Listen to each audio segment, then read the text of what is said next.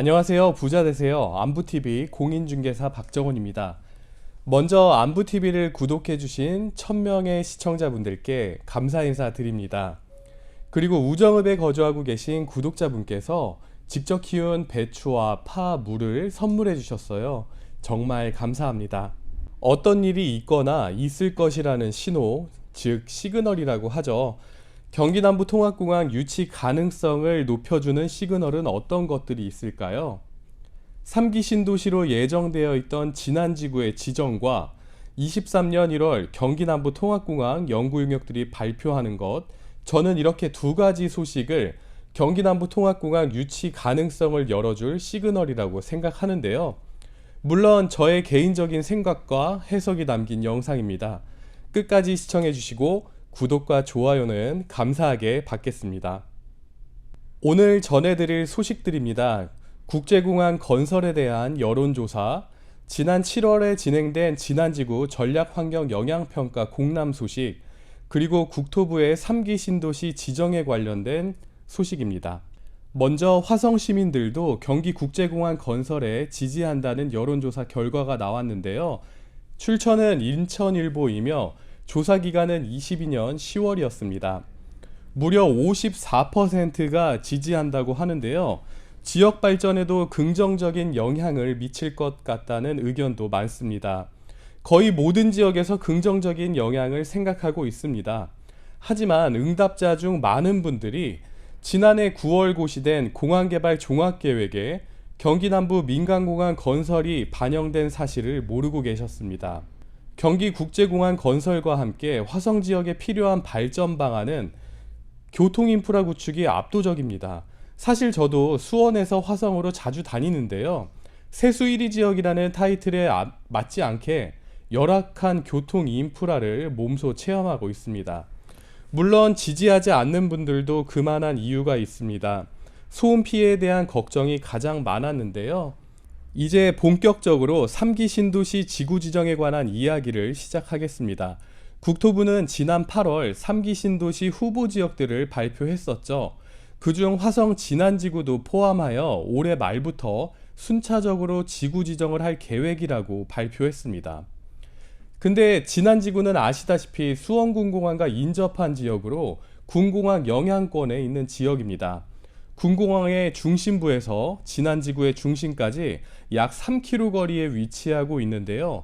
실질적인 거리는 더욱 가깝다고 보시면 되겠습니다. 군공항과 진안지구까지의 거리를 살펴보니 반경으로 20층 이상의 고층 건물은 찾아볼 수 없는 지역들입니다. 누가 봐도 진안지구의 지정은 군공항 이전이 선행되어야 정상적으로 진행될 것 같다라는 생각을 할 수밖에 없는 상황이죠. 소음 피해 보상 금액도 매년 350억 가까이 지출되는 마당에 수원 군공항도 보상금에 대한 부담이 늘어나고 진안 신도시도 소음 피해 문제와 정상적인 건축 행위가 가능할지에 대한 부분도 저는 걱정입니다. 물론 저 소음 피해 보상금은 세금이죠.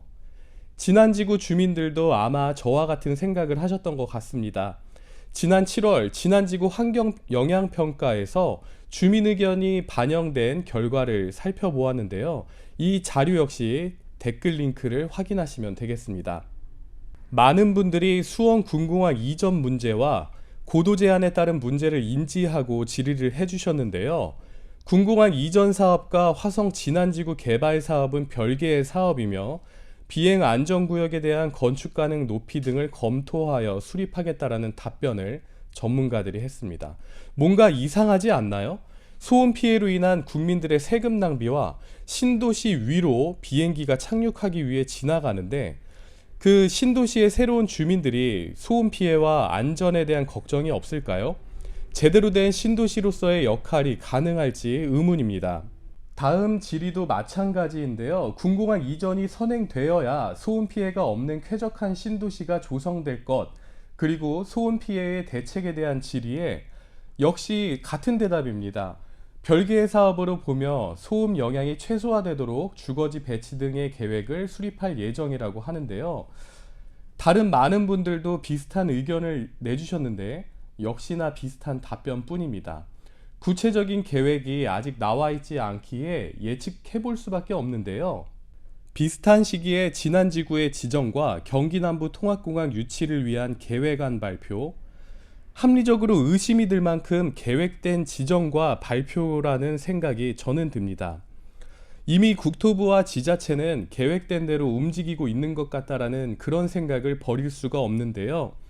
진안지구가 지정되면 지구 단위 계획을 수립할 것이고, 지구 단위 계획에는 최고층의 높이까지 설정해야 하기에 화홍지구를 후보지로 선정하는 과정, 그 과정을 먼저 끝낸 다음 지구 단위 계획이 발표될 것 같습니다. 내년부터 화홍지구를 예비 후보지에서 후보지로 선정하기 위한 절차가 진행된다면 시기적으로 너무 잘 맞아떨어지기 때문에 저는 그런 생각을 할 수밖에 없는데요. 대구공항도 영구용역 모집 공고 후 약 3년 뒤 후보지가 선정된 것처럼 말이죠. 아니 땐 굴뚝에 연기 나랴라는 속담 알고 계시죠? 국토위는 11월 예산안에 경기남부 민간공항 건설 예산으로 약 2억 원의 용역비를 책정했습니다. 사전 타당성 연구 용역의 필요성이 인정되었다고 하는데요. 경인지역 교통 분야 경기남부 민간공항 건설의 용역비를 지원받게 됐습니다. 다만 경기도에서는 경기남부 국제공항 예산을 삭감했다고 하는데요. 내용을 보면 정책 연구 용역, 포럼 운영, 자문위원회 등 회의 운영, 경기국제공항 건설 홍보 지원 등이 있습니다. 사실 연구 용역들이 주변 지역 방안에 대한 연구 용역까지 끝마친 마당에 불필요한 예산으로 보여지는 건 사실입니다. 그 다음 절차가 진행되어야 또 그에 따른 예산이 책정되겠죠. 되던 안 되던 후보지 선정을 진행하고자 내년 1월 지원 방안들이 발표되는 거 아니겠습니까? 바라보는 시각에 따라 해석은 달라질 수 있겠지만 정부가 이렇게 적극적인 시그널을 보내는 것만큼은 어느 정도 계획된 일이라고 보여집니다. 영상 시청해 주셔서 감사합니다. 문의는 언제나 환영합니다. 구독과 좋아요 부탁드리고 부자 되세요.